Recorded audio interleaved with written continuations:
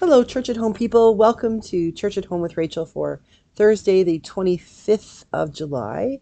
I am, as per usual, recording this a day early because today, when you watch this, I will be at the camp for teen camp. And I'm going to go up before breakfast and have a chapel time with them and breakfast and spend the whole day. And then Padre Rob is going to come up after work and stay with us until after supper and evening chapel. And then we'll both head home back to Brandon, but and apparently tomorrow is going to feel like it's like 44 degrees um, Celsius. So I know some of you come from the sunshine belts and places where this is normal. For those of us for whom this is not normal, pray for us because it will feel like Dante's Inferno. I'm sitting in my office at 27 minutes after 8 on Wednesday morning in the basement, and it stinks because it's humid. Like, I mean, it literally stinks, like nose smell stinks. And I don't have air conditioning. So as soon as I finish recording this, I'm going to put on the fan and see if I can at least sort of evaporate the sweat that's happening already this early in the morning. We are in the middle of a hot, humid stretch here in Brandon, and God bless all who have no air conditioning. Be safe, stay hydrated, drink lots of water. Today I have discovered, thanks to my soon-to-be executive Archdeacon Cheryl, who is the most amazing human being ever, I think. She introduced me to the flat white, which I have discovered is simply a latte with hopped up on extra espresso. And so this morning on my way to work, Rob and I went for breakfast, and he had to go in early. So on my way into work, I stopped at a little local coffee shop called Forbidden Flavors through the drive-through, and I got a latte with some extra espresso to see if I can't power my way through my day. I am finding that after 2 weeks of being in Churchill, where it was for the most part really quite comfortable. Churchill, for those of you who don't know, is just south of the Arctic Circle. It's very close to the top of Manitoba, on Hudson Bay, and there were still ice floes in the water. So it was pretty chilly for most days. A couple of days it got up to like 26. Other days it was raining and chilly, which kept the bugs down. So I was totally okay with that. But we are in the middle of a hot spell. Also, this hot spell has led to forest fires. And I ask your prayers for British Columbia and Alberta, in particular Jasper, which is a very famous tourism spot in Alberta. It is the northern part of the Rockies, and it is in the Diocese of Edmonton, where I used to serve. And Jasper itself has been evacuated, I believe, and that is a huge tourist area. And there are people who live there, and it would be devastating for them, as with any communities, if the forest fires were to rip through there. So ask your prayers for them and for Bishop Stephen London and the people of Jasper, that they will be safe, all of them, tourists and people who call it home alike. We need rain. We need cooler temperatures.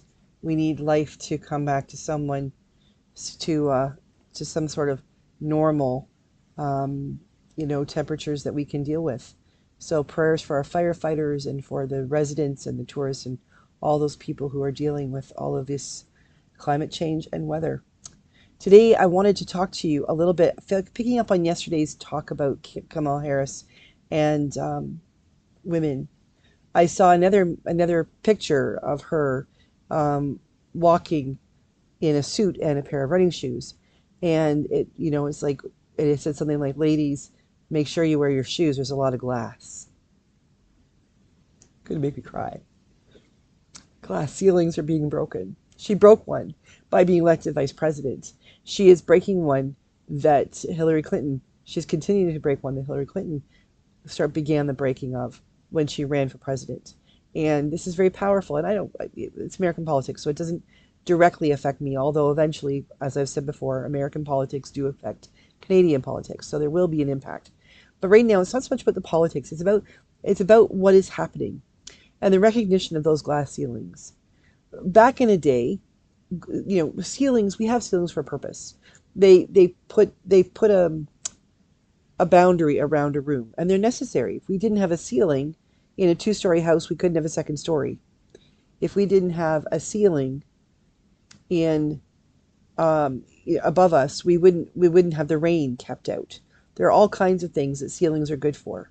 Glass ceilings, you can look through and see up, which if you're a woman, you don't want to be standing on a glass ceiling if you're wearing a skirt. But glass ceilings in and of themselves can be deceptive, because if you don't look clearly and see it, you don't notice that it's there. And that's the point of these glass ceilings for women, is we do the work. We work hard. We do everything we're required to do. We get all the education. We do in many cases, a lot of women do a lot more work than some men who get to the same places, because they are expected to be the provider, the homemaker, all of those things that a lot of women do. Take care of the house, make the lunches, get the kids off to school, and then go to work and be the first phone call when a kid is sick at school and things like that.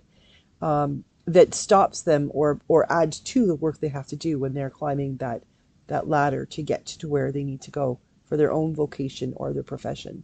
And then when you're climbing that ladder, and I've done it myself, you're doing your thing, you're going along, you're doing everything that's been asked of you, and then all of a sudden you bump your head. Or if you're working hard and you're working fast, you don't just bump your head, you slam your head into it and give yourself a concussion. Because there is a point at which you can go no further, because there is a ceiling. Now, for gentlemen, if you are the CEO or if you are the branch manager and that is your aspiration of something, then you go as high as you can go and there's no other place to go. But a lot of times for women in the past and still to this day, that glass ceiling is there, and people pretend it's not. If women don't get that job that's higher than that glass ceiling, well, that's not because there was a ceiling there. It's just because they didn't put enough into it, or their thoughts, their dedication was split. They were more worried about their kids at home than they were about the work that they had to do. Where we praise fathers who are able to be great dads as well as climb that corporate ladder, when women try to do the same thing, be good mothers and climb the corporate ladder, they're either terrorized because they're villainized because either they haven't given enough to their children, as they've been giving all of their efforts to their work, or they're told, you didn't give enough to the work because you were busy taking care of your kids. It's like a no-win situation for women quite often, not always, but quite often. And the fact that these glass ceilings get broken, I am the first, is a huge thing. I am the first female bishop in the Diocese of Brandon. And that's a glass ceiling. Now, I'm not treading on massive shards of glass. I am not feeling the effects of tons of people coming out and saying, you're just there because, in my position, I'm there because we believe the Holy Spirit chose me to be here, which paves a lot of that way, sweeps away a lot of that glass that I have to walk on. But there are still people and circumstances I find myself in. Generally speaking, people are really kind about it, and they're scratching their heads thinking, okay, so how do I deal with this new thing of a female bishop? But it's there. It's real. People, in some cases, are struggling with either working for or looking to a woman in authority. And I'm not wasting time worrying about that, because I am who I am. This is the job that I have. This is the vocation I am in. And that's just part of the reality of dealing with this for me. I recognize, and for 25 years of being in the church, I have always recognized that because I am a woman, there are glass ceilings all around me. And because of other women who have gone before me, there's plenty of glass in the ground, so I wear my shoes. But I also live in a world where I know that I need to wear my shoes. And I also live in a world where I know that I might be the one whose head has to break that glass ceiling. I'm not complaining about it. It's just a fact. Sometimes it means I need a little extra espresso in my coffee. But the reality is that we need to be aware of that. We can't remove patriarchy. We just can't pretend it wasn't there. We cannot rewrite history and say that it never happened. What we can do, though, is say, how do we as women acknowledge the patriarchy that does still exist, and not necessarily push the pendulum so far that we institute matriarchy, Although in some cultures, in some conditions, sometimes that is the condition anyway. But for the most part, people like me aren't living in a matriarchal situation. We're living in a patriarchal one. And that become then the onus comes on us. And whether it's right or not, it's true. The onus becomes ours as women to how do we live into that with respect and dignity? How do we not get angry or pushy or when, as they say, for a man who is being, working hard and asserting his rights and saying that this is, you don't have the right to tell me I can't do this, he's being assertive. If a woman says the same thing, we're being aggressive, or worse out, we're called bitchy. The fact is, we don't have to be aggressive or bitchy. We simply have to be respectful of the people we are dealing with. Acknowledge that a lot of people are really struggling with this idea that women can indeed and should be allowed to, and not just allowed because that implies that we've been given permission, but that we should be able to simply walk into these positions if we have earned them, if we have the skill sets for them, and be able to take them on. Just as Kamala Harris took on being the vice president of the self-proclaimed most powerful country in the world. And as she has taken up the torch and she has plucked up the courage to take on the role of trying to become the president of the United States, who will happen to be a woman, not a woman who becomes the president, but a president who happens to be a woman, like I am a bishop who happens to be a woman.